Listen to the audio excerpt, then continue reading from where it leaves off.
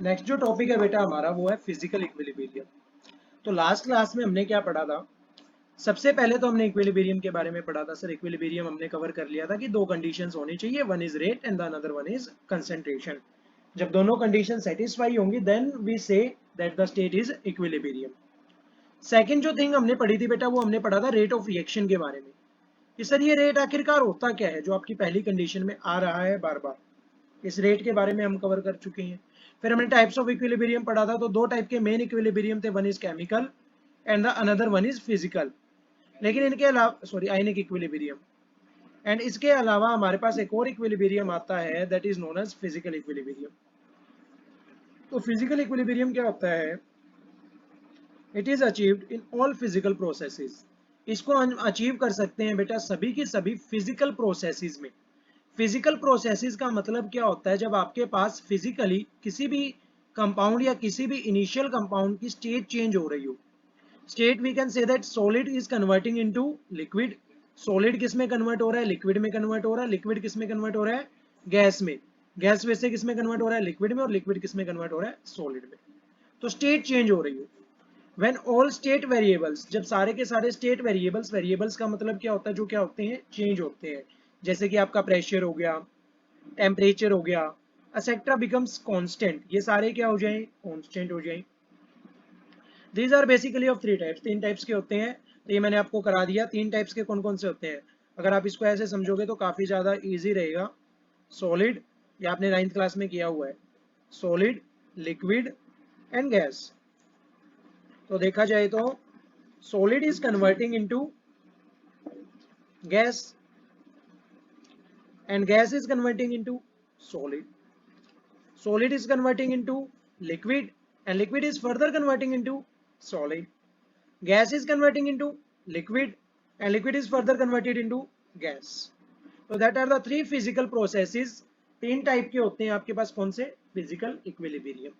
और मोटा मोटी बात देखी जाए तो बेटा इसके अंदर सबसे इंपॉर्टेंट बात हमारे पास क्या है? फिजिकल इक्विलिब्रियम के अंदर, फिजिकल इक्विलिब्रियम के अंदर जो आपकी सबसे बढ़िया बात है वो ये है कि फिजिकल इक्विलिब्रियम अटेन तो होता है सर। अटेन कब होता है? जब आपके पास क्या हो रहा हो? स्टेट चेंज हो रही हो। स्टेट चेंज हो रही हो क्या सर? मॉलिक्यूलर फॉर्मूला भी चेंज होगा। तो मैं आपको एक बात बता दूं कि आपके पास कोई एक रिएक्टेंट है ए, ये यहाँ पे कौन सी स्टेट में है? सॉलिड स्टेट में। ये कन्वर्ट हो गया किसके अंदर?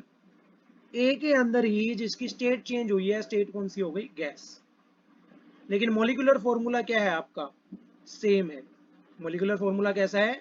सेम। तो इसे हम ऐसे भी दिखा सकते हैं कि physical equilibrium are the types of equilibrium in which molecular formula remains same and the state changes. That is known as physical equilibrium. तो इसलिए हमारे पास सबसे पहला टाइप आ रहा है सॉलिड टू लिक्विड। कौन सा आ रहा है? सॉलिड टू लिक्विड और लिक्विड टू सॉलिड। एग्जांपल के लिए conversion of ice to water. Ice है, आइस किस में कन्वर्ट होता है? वाटर में कन्वर्ट होता है। वाटर वाइस में कन्वर्ट हो सकता है क्या वापस? बिल्कुल हो सकता है sir. In this forward reaction is ice to water. इसके अंदर फॉरवर्ड रिएक्शन कौन सी है? आइस किस में कन्वर्ट हो रहा है? वाटर में, जिसे हम क्या बोलते हैं? मेल्टिंग। और बैकवर्ड रिएक्शन क्या है कि वाटर वापस से किसमें कन्वर्ट हो जाए? आइस में। That is freezing. इसका मतलब ये है कि सर हमारे पास ना एक ए है जिसका मोलिकुलर फॉर्मूला क्या है? क्या है ये? आइस है, सॉलिड। सॉलिड किस में कन्वर्ट हो रहा है? वाटर ही लिक्विड के अंदर कन्वर्ट हो रहा है। और ये वापस किस में कन्वर्ट हो जा रहा है? सॉलिड में। दैट मीन्स ये रिएक्शन कैसी होगी? रिवर्सिबल होगी। कैसी होगी? That means physical equilibrium are reversible in nature. ये रिएक्शंस कैसी होंगी आपकी? रिवर्सिबल रिएक्शंस होंगी। So when equilibrium is achieved, जब इक्विलिब्रियम अचीव हो जाता है तो rate of melting is equal to rate of freezing. जितने रेट से मेल्ट होगा, जितने रेट से आइस पिघलेगी, उतने ही रेट से पानी वापस जमने लग जाएगा किसमें? बर्फ में। तो ये मेल्टिंग तो कौन सी रिएक्शन थी? फॉरवर्ड।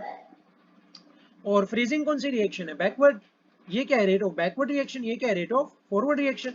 ये दोनों आपस में क्या है? इक्वल। इक्वल कब होते हैं? जब आपके पास कौन सी स्टेट आ रही हो? इक्विलिब्रियम स्टेट आ रही हो। इज इट क्लियर और नॉट? समझ आ गया ना? नहीं आ गया? आ गया। अब देखो सेकंड टाइप का पढ़ेंगे। सेकंड टाइप का आपका आपका क्या हो गया? अच्छा, इसी के अंदर एक और पॉइंट है।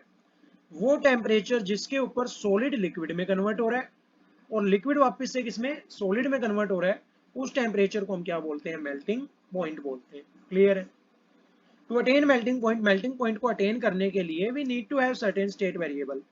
हमें क्या करना पड़ेगा, need to have certain state variable constant. कुछ स्टेट वेरिएबल्स को सर्टेनली हमें क्या करना पड़ेगा, कांस्टेंट करना पड़ेगा, दैट इज प्रेशर। उसका क्या नाम है, प्रेशर। कि आपके पास कोई एक टेम्परेचर है, उस टेम्परेचर को हम क्या कह रहे हैं, मेल्टिंग पॉइंट कह रहे हैं। वो मेल्टिंग पॉइंट तभी कहलाएगा जब आपका प्रेशर कैसा है, कांस्टेंट है। अगर प्रेशर भी चेंज कर रहा है then we can't say this temperature melting point. आया समझ। Liquid to gas and gas to solid, sorry gas to liquid. Example के लिए conversion of water to water vapour. Water किस में कन्वर्ट हो रहा है, वाटर वेपर में कन्वर्ट हो रहा है। वाटर वेपर में कन्वर्ट हो रहा है, फॉरवर्ड रिएक्शन कौन सी है, evaporation, that is water is converting into vapour. Vapour वापस किस में कन्वर्ट होगा, वाटर के अंदर, that is known as condensation. तो ये हमारी कौन सी रिएक्शन होगी, बैकवर्ड। जितने रेट से इवेपोरेशन होगी उतने ही रेट से क्या होगी, कंडेंसेशन। तब ये स्टेट कौन सी बन जाएगी, इक्विलिब्रियम। अगर ऐसा नहीं हो रहा है then equilibrium is not achieved. तो at equilibrium rate of evaporation is equal to rate of condensation. इसको और अच्छे से कर सकते हैं कि हमारे पास क्या है, कंटेनर है,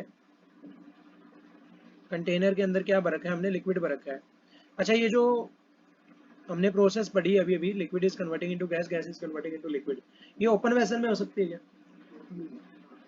ओपन वेसल में ये नहीं हो सकती है, क्योंकि लिक्विड अगर गैस के अंदर कन्वर्ट होगी तो बाहर उठ जाएगी ना। हम उसको वापस से लिक्विड में कैसे कन्वर्ट करेंगे, तो we have to close the vessel, हमें वेसल को क्लोज करना पड़ेगा। फिर जैसे ही हम टेम्परेचर देंगे, टेम्परेचर देने से लिक्विड किस में कन्वर्ट हो जाएंगे, वेपर्स में। यहाँ पे वेपर्स आ चुके हैं, जितना नीचे लिक्विड है उतने ही ऊपर वेपर्स है। इसका मतलब ये है कि अगर यहाँ पे सरफेस का एक मॉलिक्यूल वेपर में कन्वर्ट हो रहा है तो इसका एक वेपर का मॉलिक्यूल लिक्विड के अंदर कन्वर्ट होना स्टार्ट हो जाएगा, that is known as equilibrium.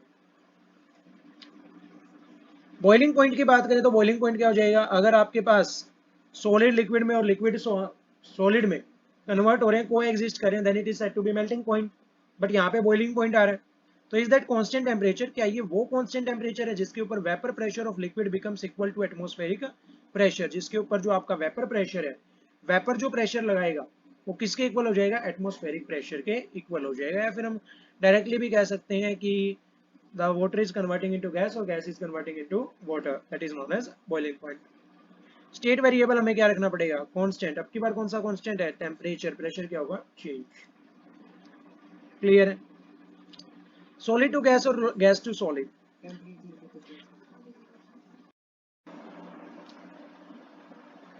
For example sublimation of naphthalene. यहाँ पे आपके पास सब्लिमेशन ऑफ नेफ्थलीन। अब सर ये नेफ्थलीन क्या होती है, तो नेफ्थलीन क्या होती है बेटा, कपूर की गोलियां। कपूर की जो गोलियां होती हैं उसको जब जलाते हैं तो वो डायरेक्टली किस में कन्वर्ट हो जाती है, गैस में। क्या आप उस गैस से वापस कपूर की गोलियां बना सकते हो, नहीं सर। कैम्फर की गोलियां हो गई आपकी, सॉरी नहीं, कैम्फर कपूर की होती है, नेफ्थलीन जो होती है आपकी वो व्हाइट बॉल्स होती है जिसको प्रिजर्व करने के लिए यूज किया जाता है। इन this forward reaction is evaporation, forward reaction कौन सी है, इवेपोरेशन है। और in this backward reaction is solidification, backward reaction कौन सी है, सॉलिडिफिकेशन। कि गैस को क्रिस्टलाइज कैसे करते हैं वो आता है, ड्राई आइस को कैसे कन्वर्ट करते हैं। तो इक्विलिब्रियम के ऊपर जितने रेट से इवेपोरेशन हो रही है उतनी रेट से क्या होनी चाहिए, सॉलिडिफिकेशन। तो that is solid to gas और gas to solid. State variable constant रहेगा, दैट इज फॉर टेम्परेचर। अब पढ़ेंगे equilibrium involving dissolution of solids. Dissolution का मतलब क्या होता है, डिसॉल्व होना सॉलिड्स के अंदर, या सॉलिड्स का डिसॉल्व होना। जैसे आपका NaCl है, NaCl is dissolved in water. When any solid dissolved in liquid, it is called dissolution. कभी भी अगर कोई solid dissolve होता है liquid के अंदर तो उसे हम क्या कहते हैं, dissolution कहते हैं। For example, when we add salt to water, हमने पानी में क्या मिला दिया, नमक मिला दिया, तो ये क्या हो जाएगा, dissolve. In this the forward reaction is dissolution. Forward reaction कौन सी होगी फिर इसके अंदर, dissolution। कौन सी होगी बेटा, dissolution. When any solvent can't dissolve more solute, अगर हम किसी solvent के अंदर और solute को नहीं मिला पा रहे हैं, अगर हम किसी सॉल्वेंट के अंदर और सॉल्यूट को नहीं मिला पा रहे हैं, more solute the process of crystallization occur, जैसे ही हम उसको मिलाएंगे, जैसे आपके पास एक पानी का गिलास है, मैंने इसके अंदर 1 किलो नमक डाल दिया, तो कुछ तो डिसॉल्व होना स्टार्ट होगा, एक चम्मच डाल रहा था, पर 1 किलो डाल दिया तो हो जाएगा कि नहीं, फिर मैं जिसमें जो भी नमक डालूंगा वो ऊपर रह जाएगा। ऊपर आ जाएगा तो हमारे पास क्रिस्टल फॉर्म में ही रहेगा, then will be the crystallization occur in the backward reaction. तो वापस से क्या बनने लग जाएंगे, क्रिस्टल्स। क्लियर है। तो फॉरवर्ड रिएक्शन कौन सी है, डिसोल्यूशन। बैकवर्ड रिएक्शन कौन सी है, क्रिस्टलाइजेशन। इक्विलिब्रियम पे क्या होगा, rate of forward reaction is equal to rate of backward reaction. जितने रेट से डिसोल्यूशन हो रही होगी उतनी रेट से क्या हो रही होगी, crystallization. Clear. At equilibrium, rate of dissolution is equal to rate of crystallization. State variable that becomes constant in concentration. Concentration क्या रहेगी, same. General characteristics of physical equilibrium, कुछ कैरेक्टरिस्टिक्स होती हैं फिजिकल इक्विलिब्रियम की, उनको पढ़ लेते हैं। सबसे पहले हमारे पास क्या है, मेजरेबल प्रॉपर्टीज बिकम कांस्टेंट। जो मेजरेबल प्रॉपर्टीज, ऐसी प्रॉपर्टीज जिनको हम मेजर कर सकते हैं, जैसे कंसंट्रेशन हो गई, वॉल्यूम हो गई, मास हो गया, वो सारी क्या रहनी चाहिए, कांस्टेंट, चेंज नहीं करनी चाहिए। चेंज कर गई तो हम उसको कैलकुलेट नहीं कर पाएंगे। मॉलिक्यूलर फॉर्मूला आपका कैसा रहता है, सेम रहता है। चेंज क्या होता है फिर फिजिकल में, फिजिकल इक्विलिब्रियम में क्या चीज चेंज होती है, क्या चीज चेंज होती है, स्टेट। मॉलिक्यूलर फॉर्मूला क्या रहता है, same. It can be established only in closed vessel. अगर हमने ओपन वेसल में किया, गैस में कन्वर्ट हो रहा है, गैस तो उड़ जाएगी, कैसे वापस ले आ पाएंगे, नहीं। तो इसको कैसे वेसल में करना पड़ेगा, क्लोज वेसल में। At equilibrium the opposing forces become equal. Equilibrium के ऊपर जितना फोर्स बैकवर्ड रिएक्शन को फॉरवर्ड रिएक्शन को बैकवर्ड में कन्वर्ट कर रहा है, उतना ही बैकवर्ड को किस में कन्वर्ट करेगा, फॉरवर्ड में। अपोजिंग फोर्सेस क्या रहेंगे, same. Equilibrium is dynamic in nature. Equilibrium nature में कैसा होता है, डायनेमिक। डायनेमिक का मतलब क्या होता है, हमेशा किस में होगा, मोशन में। कभी भी रेस्ट के ऊपर इक्विलिब्रियम अटेन होगा क्या, नहीं, हमेशा क्या होना चाहिए, मोशन के अंदर। That is the reaction keeps on going, only the rate becomes constant. Reaction तो चलती रहनी चाहिए, लेकिन रेट क्या हो जाना चाहिए, कांस्टेंट। कि ए जो है वो बी में कन्वर्ट हो रहा है, कन्वर्ट हो रहा है, हो रहा है, हो रहा है, हो रहा है, हो रहा है, होता रहना चाहिए, होता रहना चाहिए, मोशन में रहना चाहिए हमेशा। लेकिन रेट हमेशा क्या रहेगा, कांस्टेंट। कि जितना रेट फॉरवर्ड में है उतना ही रेट बैकवर्ड में। रेट तो कांस्टेंट हो गया, लेकिन रिएक्शन अभी भी किस में है, मोशन में। कि ए बी में कन्वर्ट होगा तो बी वापस किस में कन्वर्ट हो जाएगा, ए में। यहाँ पे ए का एक मॉलिक्यूल बी के मॉलिक्यूल में कन्वर्ट हुआ, तो ये बी का एक मॉलिक्यूल वापस किस में आ जाएगा, ए में। At equilibrium the concentration becomes constant. Equilibrium के ऊपर कंसंट्रेशन कैसे हो जाती है, कांस्टेंट हो जाती है। Magnitude of equilibrium value gives indication about the extent of reaction. जो इक्विलिब्रियम वैल्यू आती है उसका मैग्नीट्यूड, मैं फॉर एग्जांपल यहाँ पे -4 आ रहा है, तो इसका मैग्नीट्यूड कितना होगा, 4। ये 4 आपको बताता है कि कितने एक्सटेंट ऑफ रिएक्शन हो चुकी है। ये 40% हो गई, 50% हो गई, 60% हो गई। तो ये कहाँ से पता चलेगा, इक्विलिब्रियम की वैल्यू के मैग्नीट्यूड से। आ गया समझ में। तो that are the characteristics of physical equilibrium. बात करें केमिकल प्रोसेसेस की, तो in this we are going to consider special reaction. Chemical processes में हम एक स्पेशल रिएक्शन को कंसीडर करेंगे, that is your reversible reaction. Reversible reaction क्या होती है, A is converting into B and B is further converting into A. तो ये दो टाइप की होती है, एक तो कौन सी होती है, रिवर्सिबल। रिवर्सिबल में क्या होता है, ध्यान से सुनना इसको, ग्राफ को, बहुत इंपॉर्टेंट है बेटा। The reaction that can be achieve from both sides, दोनों साइड से अचीव कर सकते हैं। We come across lot of examples, one is given below. तो ये देखो यहाँ पे, ये किसका ग्राफ है, वाई एक्सिस में क्या है आपके पास, रेट है। वाई एक्सिस में तो हो गया हमारे पास रेट, और एक्स एक्सिस में क्या है, टाइम है। तो मुझे ये बताओ कि रिएक्शन स्टार्ट नहीं हुई है, A gives B, clear, A gives B, and यहाँ पे टाइम 0 के ऊपर क्या प्रोडक्ट बना होगा, नहीं सर, अभी तक तो सारा का सारा क्या है, रिएक्टेंट है। मतलब प्रोडक्ट की कंसंट्रेशन कितनी है, 0, रेट कितना है, 0। तो 0 कहाँ पे होता है, ओरिजिन पे। तो यहाँ पे, यहाँ से क्या स्टार्ट होगा, प्रोडक्ट का ग्राफ। किसका स्टार्ट होगा, प्रोडक्ट का ग्राफ। रिएक्टेंट के अंदर कुछ ना कुछ तो रेट होगा, तो ये हमारे पास कौन सा ग्राफ होगा, रिएक्टेंट का ग्राफ। क्लियर है। तो देखो ये फॉरवर्ड, फॉरवर्ड का मतलब क्या होता है, reactant is converting into product. तो ये आपके पास कौन सा रेट है, फॉरवर्ड रेट है। और product is further converting into reactant, that is reverse. तो यहाँ पे हमारे पास कौन सा आ गया, रिवर्स रेट आ गया। क्लियर है। अब क्या होगा, रिवर्सिबल प्रोसेस के अंदर एक टाइम पे, जैसे ये रिवर्स वाला रेट आया और ये फॉरवर्ड वाला रेट आया, तो ये एक पॉइंट पे क्या करेंगे बेटा, मीट करेंगे। एक पॉइंट पे क्या करेंगे, मीट करेंगे, and that point is known as equilibrium point. क्या बोलेंगे हम इसे, देखो यहाँ पे ये रेट है, तो मान लो ये इतनी आ रही है, ठीक है, तो इसकी वैल्यू है 5। कितनी वैल्यू है 5। Let us take a example, इसकी वैल्यू कितनी आ गई 5। तो यहाँ पे रिवर्स रेट का रेट कितना हो गया, रेट ऑफ बैकवर्ड रिएक्शन कितना हो गया 5 हो गया, और फॉरवर्ड का भी कितना हो गया 5 हो गया, दोनों ग्राफ 5 पे आ रहे हैं। तो rate of forward is equal to rate of backward is equal to 5। और जब दोनों रेट्स इक्वल हो जाए तो उस पॉइंट को हम क्या कहते हैं, इक्विलिब्रियम पॉइंट कहते हैं, दैट इज इक्वल रेट्स। आ गया समझ में। तो इक्विलिब्रियम कौन सी रिएक्शंस में अटेन होता है, रिवर्सिबल रिएक्शंस में। जबकि बात करें हम इरिवर्सिबल रिएक्शंस की, तो इरिवर्सिबल रिएक्शन के अंदर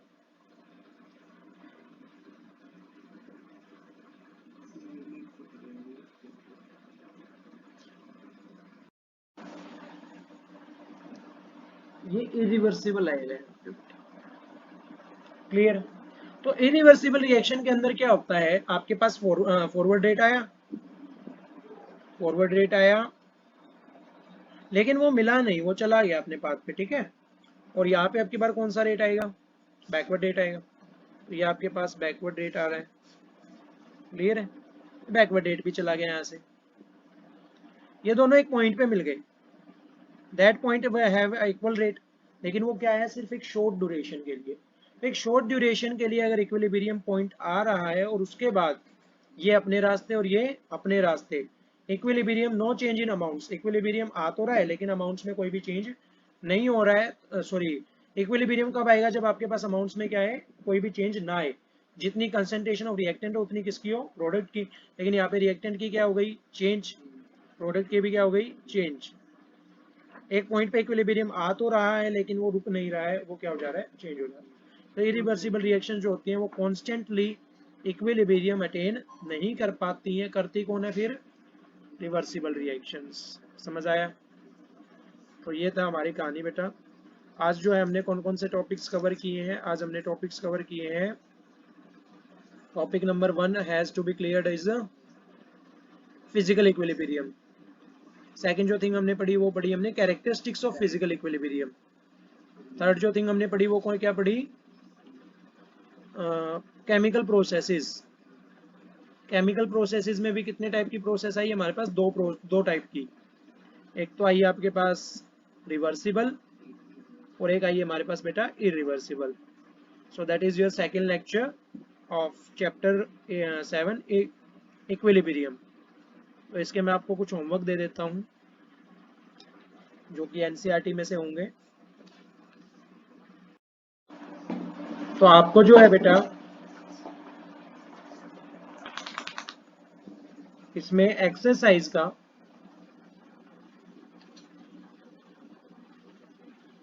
एनसीईआरटी एक्सरसाइज का क्वेश्चन नंबर 7.1 करना है बेटा। Question number 7.1, attempt this question on your 2 lectures. जो आपका कोई लेक्चर नंबर 1 था, लेक्चर नंबर 2 था, दोनों लेक्चर के ऊपर आपका 7.1 क्वेश्चन है, इसको अटेम्प्ट करिए। After that the new concepts will be arise and उसके ऊपर जो है हम एक्स्ट्रा क्वेश्चंस को करेंगे, क्लियर है।